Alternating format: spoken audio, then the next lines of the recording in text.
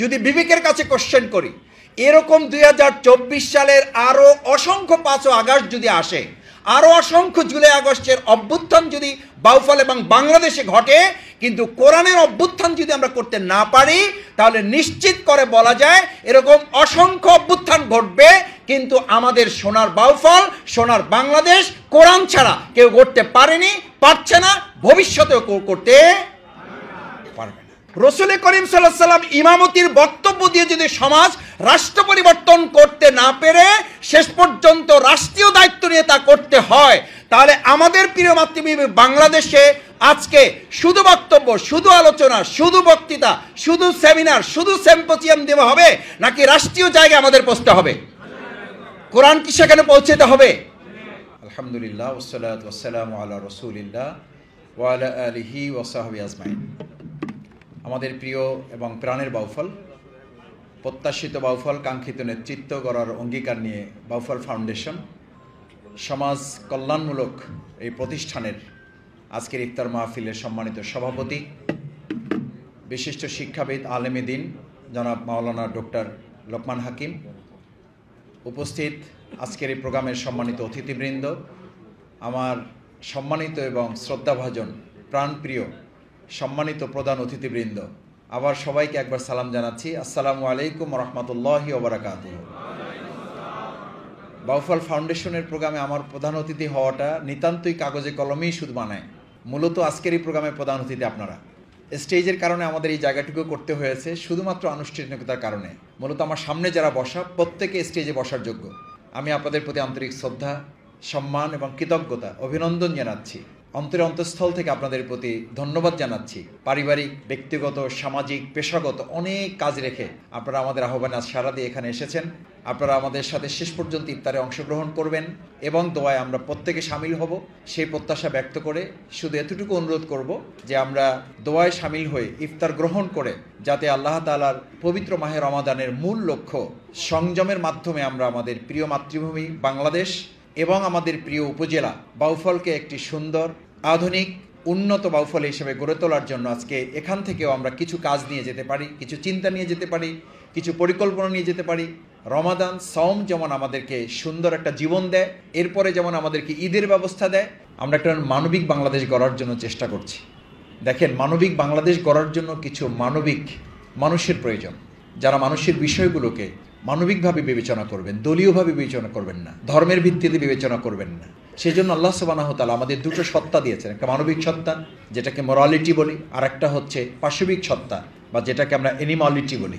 এই রমাদানের মূল টার্গেট হচ্ছে আমার পাশবিক সত্তাটাকে দমন করে, এটাকে দুর্বল করে, অথবা কোনো কোনো ক্ষেত্রে এটাকে নিঃশেষ করে, মূলোৎপাটন করে আমার মানবিক সত্তাটাকে, মোরালিটিটাকে, নৈতিকতাকে, মূল্যবোধটাকে, ভ্যালুসটাকে শক্তিশালী করে এটার বিজয় সাধনের মাধ্যমে একটা মানবিক সমাজ, রাষ্ট্র, পরিবার বিনির্মাণের জন্যই আল্লাহ তাআলা কিছু মানবিক মানুষ গড়ে তোলার লক্ষ্যে মূলত পবিত্র মাহে রমাদান দিয়েছেন।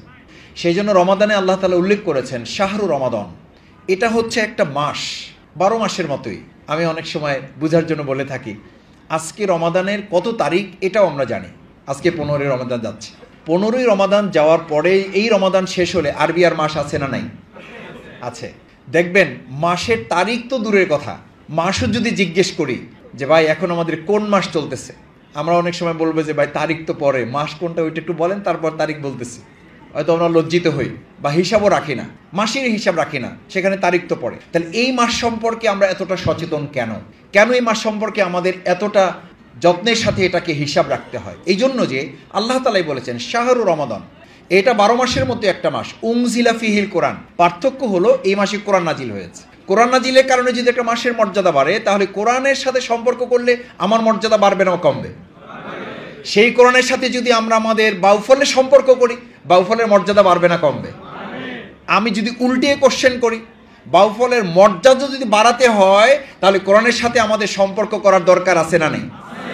আচ্ছা, এইটা কি আমাদের প্রমাণ করতে হবে না ইতিমধ্যে প্রমাণিত হয়ে আছে? জাহিলি মদিনা ছিল, সব ছিল, কিন্তু কোরআন ছিল না বলে ওটা জাহিলি মদিনা ছিল। আজকে যদি বাউফলবাসীর কাছে আমাদের কোশ্চেন থাকে, আমরা নিজেরা যদি নিজেদের কাছে বিবেকের কাছে কোশ্চেন করি, যেই রমাদান কোরআন নাজিলের কারণে সম্মানিত হয়েছে, মাসের মর্যাদা বাড়িয়ে দেওয়া হয়েছে, এবং যেই কোরআন নাজিলের মাধ্যমে কোরআনের বিজয়ের মাস এটাকে করা হয়েছে, একটু আগে আলোচনা আপনারা শুনেছেন। আজকে তাহলে কি আমরা এই সিদ্ধান্ত নিতে হবে না? নিতে হবে, এই প্রপোজাল দেওয়ার তো দরকার নেই, এটা তো আমাদের দায়িত্ব।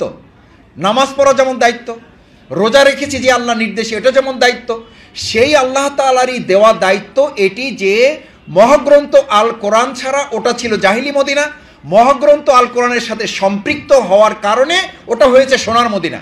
আচ্ছা, 2024 সালের জুলাই আগস্টের 5 তারিখ, 6 তারিখ, 7 তারিখ, আগস্ট, সেপ্টেম্বর, অক্টোবর, যতটুকু প্রত্যাশার মধ্যে আমরা ছিলাম, যতটা দিন যাচ্ছে আশা বাড়ছে না হতাশ হচ্ছি? কেন হতাশ হচ্ছি? প্রত্যাশার দিক কোথায়? আশার দিকটা কোথায়?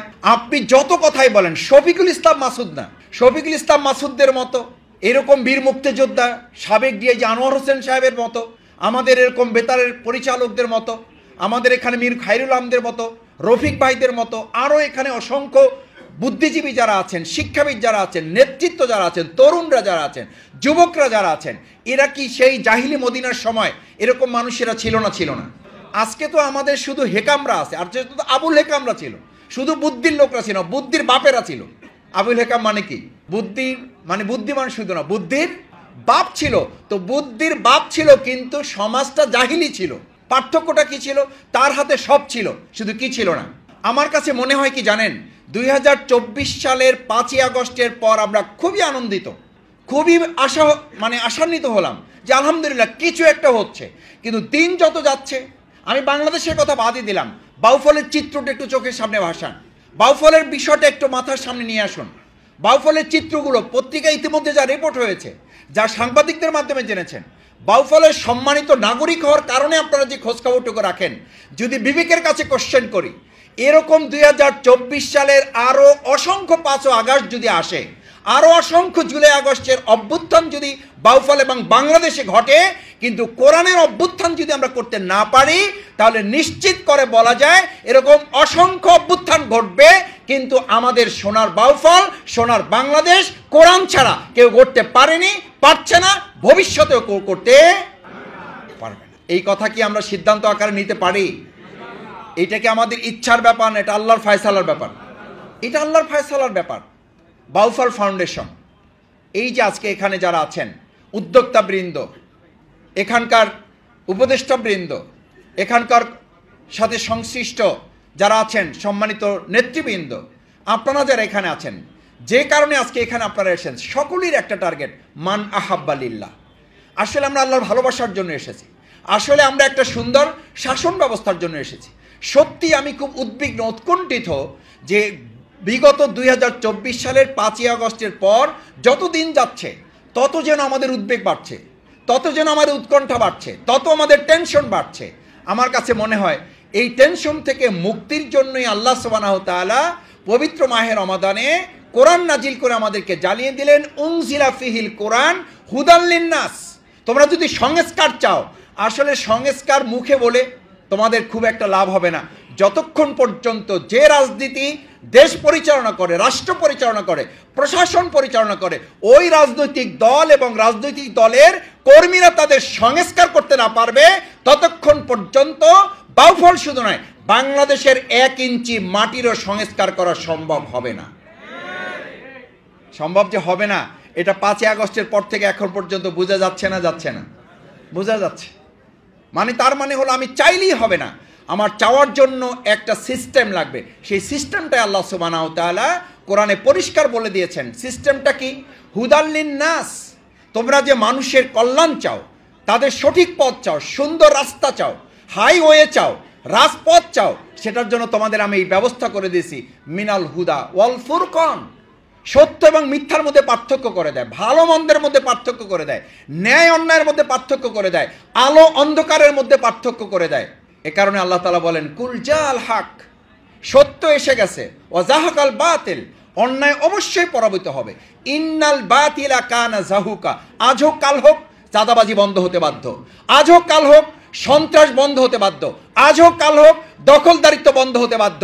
এবং পৃথিবী যেদিকে যাচ্ছে, মানুষ ইসলামের ভিত্তিতে রাষ্ট্র, সমাজ, পৃথিবী বিনির্মাণ করা ছাড়া মানুষের হাতে এখন বিকল্প আর কোনো রাস্তা খোলা নাই। সেই কারণে সম্মানিত বাউফলবাসী, আমি আপনাদের কাছে উদাত্ত আহ্বান জানাতে চাই, শফিকুল ইসলাম মাসুদকে আপনারা বাদ দেন, আমাকে বাদ দেন, আমি আপনাদের সাথে থাকছি। আমরা একটা সিদ্ধান্তে উপনীত হতে চাই যে আমাদের প্রিয় বাউফলকে আমরা ধর্ষণ মুক্ত একটা বাউফল করতে চাই, আমাদের বাউফলকে আমরা একটা চাঁদাবাজ মুক্ত বাউফল করতে চাই, আমাদের বাউফলকে আমরা একটা সিন্ডিকেট মুক্ত বাউফল করতে চাই, একটা দখলদার মুক্ত বাউফল করতে চাই। আচ্ছা, এই কথাগুলো আমরা শুধু স্লোগান দিলে বাস্তবায়ন মুখে মুখে হবে? দেখেন, পলিথিনের বিরুদ্ধে অনেক সামাজিক প্রচারণা হয়েছে, শেষ পর্যন্ত এটা বন্ধ করতে রাষ্ট্রের সিদ্ধান্ত লাগছে না লাগে নাই, সংসদে আইন পাশ করতে হয়েছে না হয় নাই। আচ্ছা, পলিথিনের মতো নকলের মতো একটা বিষয় যদি সংসদে আইন পাশ করে বন্ধ করতে হয়, শুধু বক্তৃতার মধ্যে বন্ধ হবে না যদি আমরা এটা বুঝতে পারি। আমাদের অ্যাডভোকেট মুজাহিদুল ইসলাম শাহিন বলেছে যে বক্তৃতা তো হচ্ছে, বন্ধ তো হবে না যতক্ষণ পর্যন্ত আপনি এই কথাগুলো বাস্তবায়নের জন্য রাষ্ট্রীয় প্রক্রিয়ার মাধ্যমে ব্যবস্থাপনা করতে না পারবেন। ভাইয়েরা, আমার সম্মানিত বাউফলের লোকেরা, আমার শ্রদ্ধাভাজন সুধীমণ্ডলী, আমার প্রধান অতিথিবৃন্দ, একটা অনুরোধ করে আমার কথা শেষ করতে চাই। প্রিয়নবী রাসূল করিম সাল্লাল্লাহু আলাইহি সাল্লাম যদি শুধু বক্তৃতার মাধ্যমে একটা সোনার মদিনা করতে পারবেন মনে করতেন, তাহলে তিনি মসজিদের ইমামতির দায়িত্ব পালন করে খুতবা দিয়ে এটা করে ফেলতে পারতেন। মদিনা রাষ্ট্রের রাষ্ট্রপতি হওয়ার তার দরকার, কিন্তু তিনি রাষ্ট্রপতি হয়েছেন না হন নাই? দরকার ছিল না? ছিল না। ইমামতির মাধ্যমেই সেটা সম্পন্ন হয়েছে? কেন হয় নাই? রাসূল করিম সাল্লাল্লাহু আলাইহি সাল্লাম ইমামতির বক্তব্য দিয়ে যদি সমাজ রাষ্ট্র পরিবর্তন করতে না পেরে শেষ পর্যন্ত রাষ্ট্রীয় দায়িত্ব নিয়ে তা করতে হয়, তাহলে আমাদের প্রিয় মাতৃভূমি বাংলাদেশে আজকে শুধু বক্তব্য, শুধু আলোচনা, শুধু বক্তৃতা, শুধু সেমিনার, শুধু সিম্পোজিয়াম দেওয়া হবে, নাকি রাষ্ট্রীয় জায়গায় আমাদের পৌঁছতে হবে? কোরআন কি সেখানে পৌঁছতে হবে? আমরা সোনার বাংলা করার জন্য, সোনার বাউফল তৈরি করার জন্য আজকে এখানে যারা উপস্থিত আছেন, আমরা কি এই সিদ্ধান্ত উপনীত হতে পারি যে কোরআনের ভিত্তিতে সোনার বাংলাদেশ করার জন্য আমরা একটা সোনার বাউফল করতে চাই? ইনশাআল্লাহ। তাহলে আমার সাথে দুটো কথা বলতে হবে। কোরআন আছে যেখানে, কোরআন আছে যেখানে, কোরআন নাই যেখানে, কোরআন আছে যার সাথে, কোরআন নাই যার সাথে। এই ব্যাপারে আমাদের কার আপত্তি আছে? আল্লাহ আমাদের হাতগুলো কবুল করুন। আসসালামু আলাইকুম ওয়া রাহমাতুল্লাহি ওয়া বারাকাতুহু। কোরআনের মাস এসেছে জাগরে মুসলমান,